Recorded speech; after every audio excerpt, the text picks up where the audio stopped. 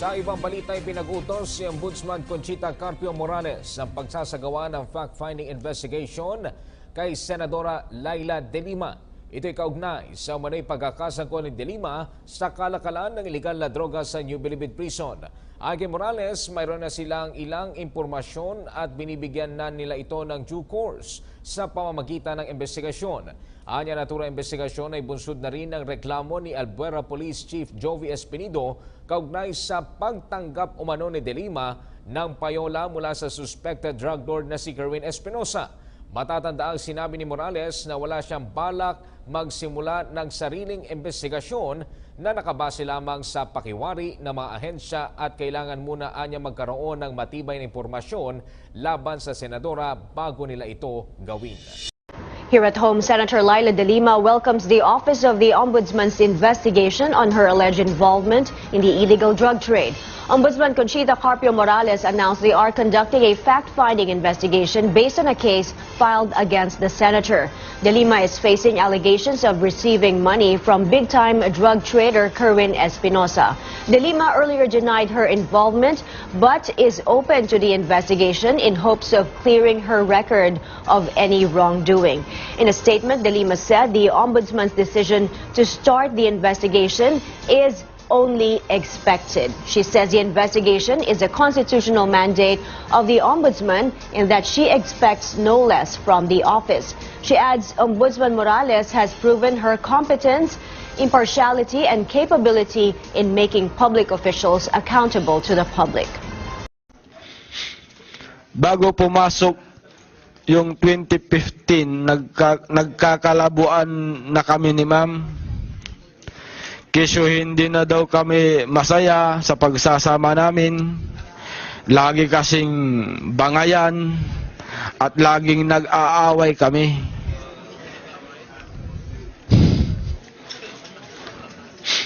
Kaya nung nabalitaan ko na yung isang hagad niya na ang pangalan ay Warren Cristobal, ang bagong boyfriend niya, parang nasampal ko siya ng bahagya kasi si Ma'am.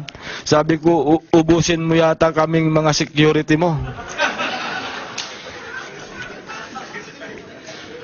Kaya simula noong January, bihira na akong pumasok sa DOJ, bihira na akong sumama sa kanya. At nag-stay ako sa Pangasinan, tapos nag-text siya, pumunta ka sa Maynila, may pipirmahan ka. Kasi hindi ka pumapasok, sumusweldo ka. Sabi niya. Sabi ko, isang beses lang ako sumweldo nitong January nung 15 lang. Nung 30 hindi na ako sumweldo. Wala nang pumasok sa ATM ko. Kasi sa ATM ang sweldohan namin. Tapos nung pumunta na ako, resignation na.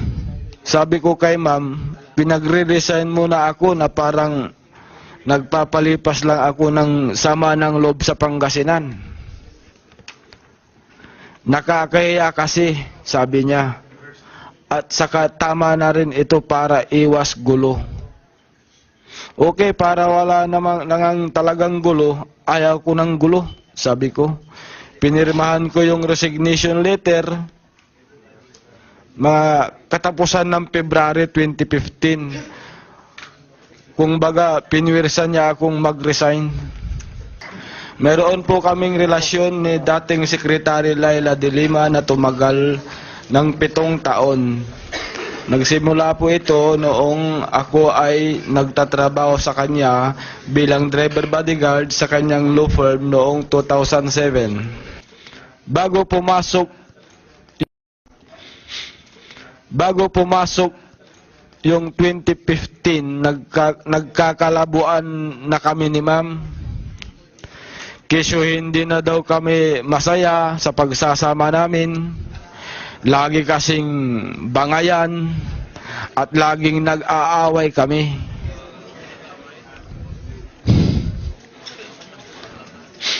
Kaya nung nabalitaan ko na yung isang hagad niya na ang pangalan ay Warren Cristobal, ang bagong boyfriend niya, parang nasampal ko siya ng bahagya kasi ma'am. Sabi ko, ubusin mo yata kaming mga security mo. Kaya simula noong January, bihira na akong pumasok sa DOJ, bihira na akong sumama sa kanya. At nag-stay ako sa Pangasinan, tapos nag-text siya, pumunta ka sa Maynila, may pipirmahan ka. Kasi hindi ka pumapasok, sumusweldo ka. Sabi niya, sabi ko, isang beses lang ako sumweldo nitong January nung 15 lang, nung 30 hindi na ako sumweldo. Wala nang pumasok sa ATM ko kasi sa ATM ang swelduhan namin. Tapos nung pumunta na ako, resignation na. Sabi ko kay ma'am, pinagre-resign muna ako na parang nagpapalipas lang ako ng sama ng loob sa Pangasinan. Nakakahiya kasi, sabi niya. At saka tama na rin ito para iwas gulo. Okay, para wala namang talagang gulo, ayaw ko ng gulo, sabi ko.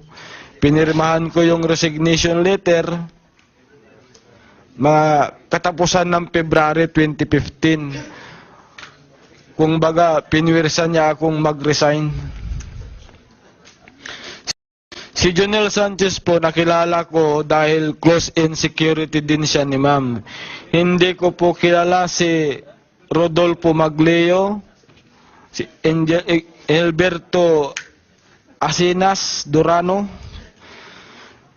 si Jovencio Ablen, at si Renante Diaz. Si Herbert kilala ko lang po sa pangalan, pero hindi ko pa nakilala sa personal, nakikita sa personal.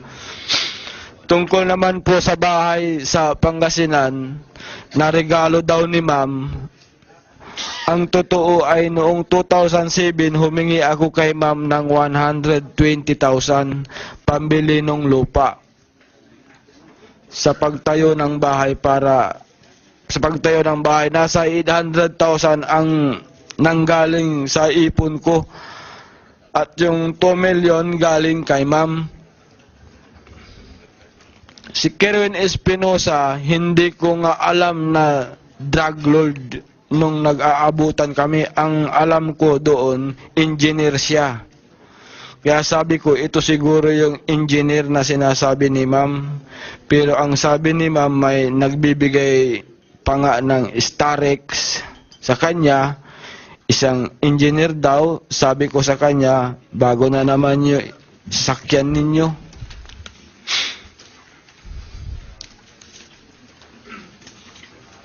Ito na lang, last na ito, no? Bago na naman yung sasakyan ninyo, mama. Ang sagot niya, oo, bigay ng supporters ko. Tapos may bago siyang Fortuner na puti. Nung tinanong ko, sabi niya, ay, bigay ni engineer yan para kay Senador De Lima. Wala pong nagbibigay ng proteksyon sa akin, wala din pong nagtago sa akin, at wala rin pong nagkup-kup sa akin. Basta yung lupa na pinagtayuan ng bahay kubo ko doon ay pag-aari ng tiyuhin ng asawa ng pamangkin ko. Ang naging habulan po namin ng mga pulis ay umabot na ng higit kumulang 15 kilometro. Umabot po ako hanggang bukid kung saan namagana po ang aking mga paa dahil sa arthritis, at napaupo na lang po ako. Nagpahuli na talaga ako. Kilala si Attorney Laila De Lima noong nag-apply ako bilang driver security ni ma'am sa law firm, sa law office nila sa Panay Avenue, Quezon City noong taong 2007. Totoo pong nagkaroon kami ng relasyon ni ma'am at nagsimula po ito noong 2007.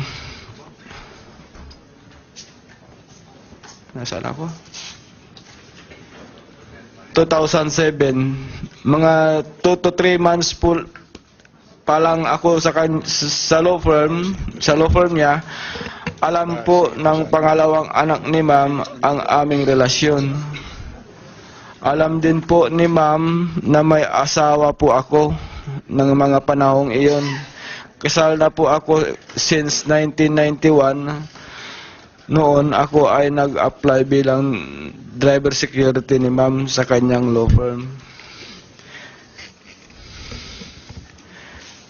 Kaya doon siya ay lumipat sa Commission on Human Rights. Noong 2008 ay kasama din ako bilang close in security. Nangungupahan po ako sa BF Road sa may Barangay Holy Spirit, Commonwealth. Noong panahong iyon,